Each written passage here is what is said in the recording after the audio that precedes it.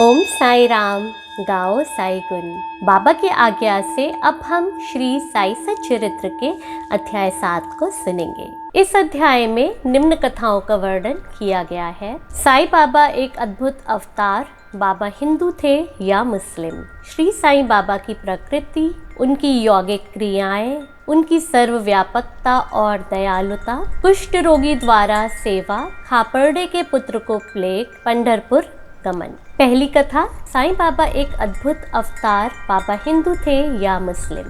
चूंकि बाबा 12 वर्ष की उम्र में अचानक ही एक दिन शिरडी के समीप के एक गांव में दिखे थे। उनके माता पिता तथा जन्म का कुछ भी अता पता ना होने की वजह से लोगों को ये नहीं पता कि वे हिंदू कुल में जन्मे थे या मुसलमान। पर अगर बाबा के हाव भाव, कर्म और जीवन को देखें तो कुछ चीज़ों से वे हिंदू और कुछ चीज़ों से वो मुसलमान लगते हैं। वे हिंदुओं का रामनवमी उत्सव धूमधाम से मनाते थे और मुसलमानों का चंदन उत्सव भी। वे गोकुल अष्टमी भी बड़ी धूमधाम से मनाते थे और ईद के दिन मुसलमानों को मस्जिद के अंदर नमाज पढ़ने के लिए भी बुलाते थे। यदि वे मुसलमान होते तो हिंदू रीति के अनुसार उनके कान क्यों छेदे होते, और यदि वे हिंदू होते तो वे सुन्नत कराने के पक्ष में क्यों होते। यदि उन्हें कोई हिंदू कहे तो वे सदा ही मस्जिद में निवास करते थे, और अगर कोई मुसलमान कहे तो उनके पास तो हमेशा एक धुनी चलती रहती थी। अन्य कर्म कांड जैसे चक्की पीसना, शंख तथा घंटा नाद, होम करना, दान, अर्घ्य तथा पूजन इत्यादि मस्जिद में हमेशा चलता रहता था, जबकि बाबा के मुंह पे हमेशा ही अल्लाह मालिक है का जाप चलता रहता था। अतः इसका कोई निर्णय ना कर सका कि बाबा हिंदू थे या मुस्लिम। वैसे भी इसमें आश्चर्य की क्या बात है। जो व्यक्ति अहम और इंद्रिय जन्य सुख से परे होकर ईश्वर की शरण में आ जाता है, और जब उसे ईश्वर के साथ अभिन्नता प्राप्त हो जाती है, तब उसकी कोई जाति और पाति नहीं रह जाती है। इसी कोटि में श्री साई बाबा थे। वे जातियों और प्राणियों में जरा भी भेदभाव नहीं रखते थे। वे फकीरों के साथ आमिष और मछली का सेवन भी कर लेते थे, और कोई राह का कुत्ता अगर उनके बर्तन में मुंह डालकर खाना खाता तो वे उसे खाने देते। साईं बाबा तो सर्वज्ञ थे तो वे शरीरधारी, पर ईश्वरीयता स्पष्ट झलकती थी उनसे। दूसरी कथा, बाबा की प्रकृति। बाबा ने शिरडी के प्रायः समस्त मंदिरों का जीर्णोद्धार किया। उनका दान भी विलक्षण था। दक्षिणा के रूप में जो धन एकत्रित होता था, उसमें से वो किसी को 20, किसी को 50 रुपए प्रतिदिन देकर लोगों की सहायता किया करते थे। बाबा के दर्शनों से दर्शनार्थियों को बहुत लाभ मिलता था। अनेकों निष्कपट और स्वस्थ बन गए। बाबा की कीर्ति दूर दूर तक फैलती गई और बहुत लोग शिरडी आने लगे। बाबा हमेशा धूनी के पास ही आसन जमाए रहते थे और वहीं समाधि या विश्राम में तल्लीन रहते थे। अपने जीवन काल में उन्होंने बहुत से चिकित्सा कार्य भी किए।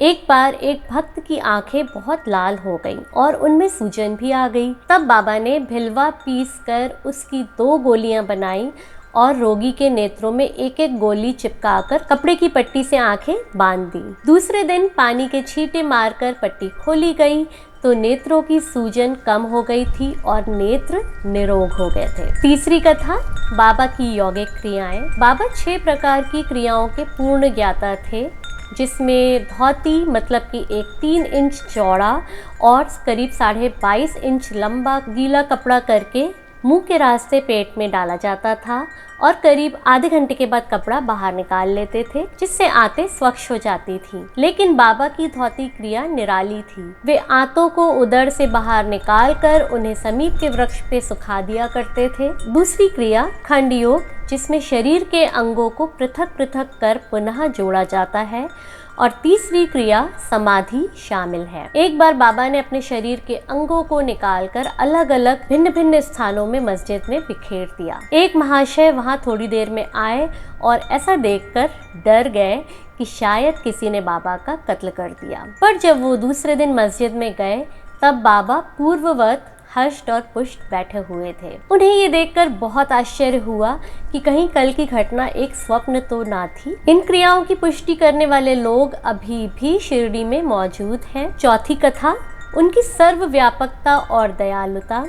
1910 में दीपावली के शुभ अवसर पर एक बार बाबा धूनी में हाथ सेक रहे थे। अचानक से उन्होंने धूनी के अंदर हाथ डाल दिया और उनका हाथ झुलस गया। माधवराव ने तुरंत उनको पीछे खींच लिया और पूछा कि बाबा आपने ऐसा क्यों किया। तब बाबा बोले, यहाँ से कुछ दूर एक लोहारिन जब भट्टी धौंक रही थी तब उसके पति ने उसको बुलाया तो जल्दबाजी में वो कमर में बंधे हुए शिशु को भूलकर शीघ्रता से दौड़ पड़ी। अभाग्यवश वो शिशु भट्टी में गिर गया, इसलिए मैंने तुरंत भट्टी में हाथ डालकर शिशु के प्राणों की रक्षा की। मुझे अपने हाथों के जलने का कोई दुख नहीं है, बल्कि मुझे खुशी है कि मासूम शिशु के प्राण बच गए। 5वीं कथा, कुष्ठ रोगी द्वारा सेवा। हाथ जल जाने पर श्री नाना साहब चांदोरकर बम्बई के सुप्रसिद्ध डॉक्टर श्री परमानंद को बुलाकर लाए ताकि वे बाबा की पट्टी मलहम कर सके। पर बाबा को तो ये कार्य अस्वीकार्य था। बाबा ने ये कह के टाल दिया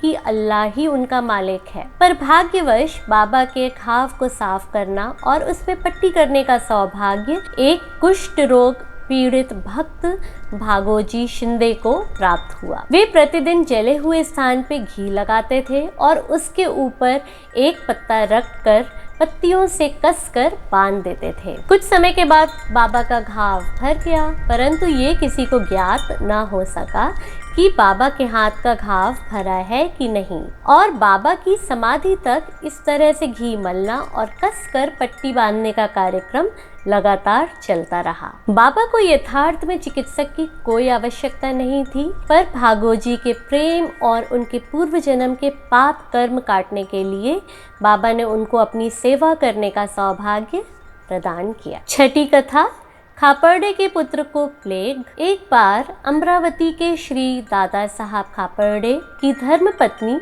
अपने छोटे पुत्र के साथ कई दिन शिरडी में रहने के लिए आई। पुत्र को तेज बुखार था और उसके पश्चात प्लेग की गिल्टी उनको निकल आई। ऐसा देखकर श्रीमती खापर्डे वापस जाने के लिए बाबा से आज्ञा लेने गईं। तब बाबा ने कहा कि आकाश में बहुत बादल छाए हुए हैं, उनके हटते ही आकाश पहले जैसा स्वच्छ हो जाएगा। यह कहकर उन्होंने कमर तक अपनी कफनी उठाई, जहां लोगों को अंडों के बराबर की 4 गिल्टियां दिखाकर कहा कि मेरे भक्तों के कष्ट मेरे हैं, उनके लिए कोई भी कष्ट मैं सह सकता हूँ। यह विचित्र लीला देखकर भक्तों को विश्वास हो गया कि संतों का हृदय माँ से भी नरम और माखन जैसा कोमल होता है। वे अकारण ही भक्तों से प्रेम करते हैं। 7वीं और अंतिम कथा, पंढरपुर गमन। इस कथा में ये बताया गया है कि बाबा अपने भक्तों से कितना प्रेम करते थे और किस प्रकार वे पहले ही अपने भक्तों के दिल की बात जान लिया करते थे। एक बार नाना साहब चांदोरकर जी का पंढरपुर स्थानांतरण हो गया।